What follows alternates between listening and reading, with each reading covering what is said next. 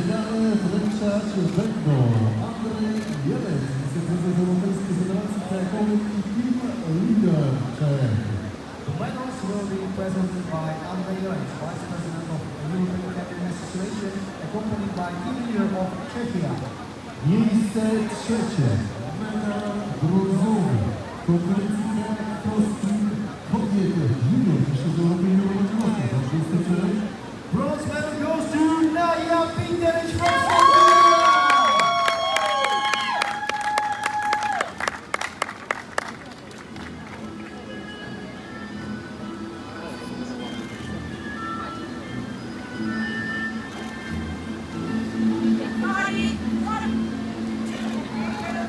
Miejsce drugie, medal srebrny tego wicemistrza Europy w konferencji kajak polskich kobiety junior Mistrzostw Europy i Europejskiego za 26.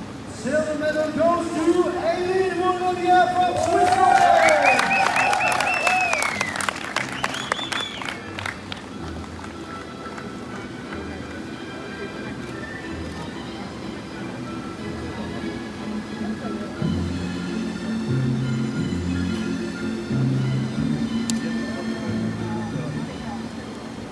Miejsce pierwsze, medal złoty Mistrzostw Europy w konkurencji kajak cross sprint kobiety junior Mistrzostw Europy i Europejskiego za 23.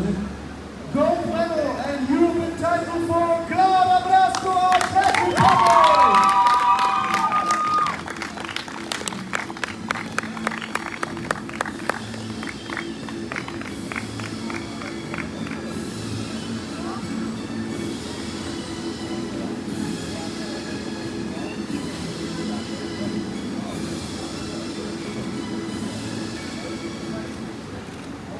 Prosimy o odebranie